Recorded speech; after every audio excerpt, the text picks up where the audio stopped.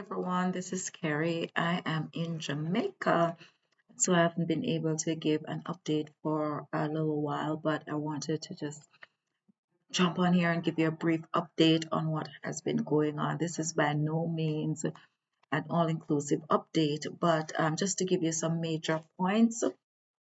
The people are really focused on getting by. There is great loss of homes, loss of businesses, loss of farms, a loss of animals and livestock, etc. And there's a lot of shock still, and persons feeling depressed, especially expressing feelings of not knowing what to do. The roads are a big hazard. There's some areas that are still broken away. There's a lot of electrical poles and wires either down on the street or leaning way over in the street, which makes transportation really hazardous. Vehicles are very difficult to get, even for rentals, because a lot of persons lost the vehicles and a lot of vehicles were also damaged. So getting around is very expensive and sometimes difficult. And added to that, the tolls are back, and the tolls in Jamaica are very, very expensive. All right, it's up about $1,100 minimum to get into Kingston, and if you use the the bypass that goes into Portmore, then that's an additional like $400. All right, so transportation in Jamaica right now is very expensive. Persons are using or reusing the zinc that came off their homes. They're actually finding those zinc, straightening it out, putting it on their roofs to get covering even for one or two rooms so that persons can re-enter their homes. And so there is need for like stop leak, there's need for bedding because most of the furniture are destroyed, but bedding, somewhere to sleep is what's most important. All right. And water is beginning to get scarce, drinking water, because the water right now are not safe. There was sewage and a lot of animals that died in the water and so on. The rivers have overflown its bank. In some areas it has not even receded. There are areas in Manchester where the water is continuing to rise, even covering multiple story dwellings. So the situation is by no means getting better quickly. All right.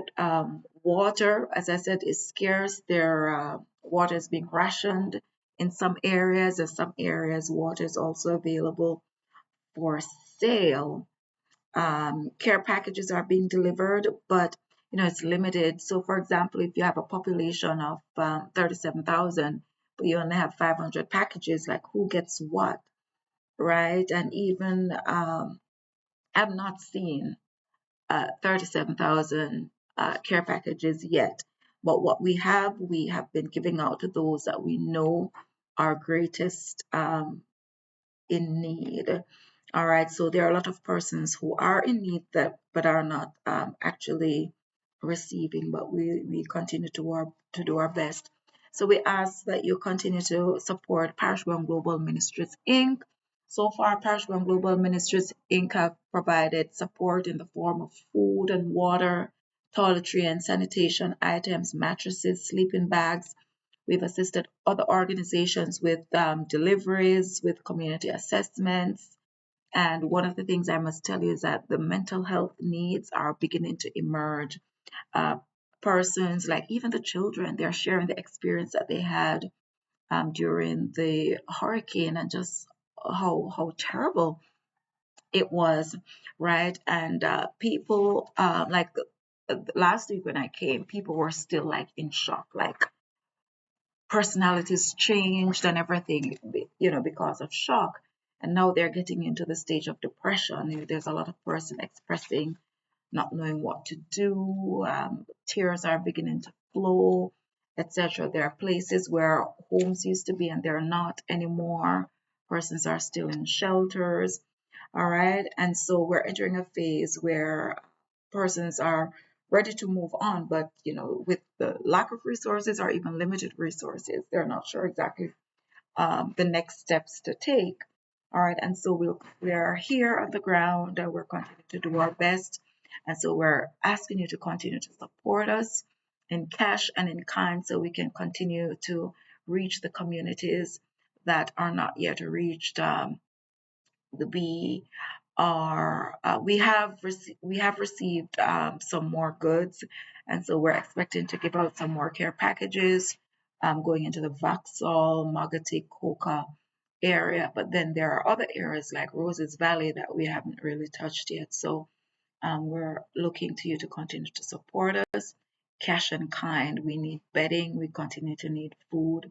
We continue to need water and a stop leak. And then after that, then hopefully we can move to more permanent solutions. The kids are a very important element in all of this. All right, because the adults are so busy trying to survive, but the kids are also there looking to say, what about us? And so I know there are groups trying to get together to create environments where kids can express themselves and can continue to learn, etc. So we're here, we're doing the best that we can. The people, they're really resilient, they're doing their best. I can tell you that they're doing their best, but they're also very tired.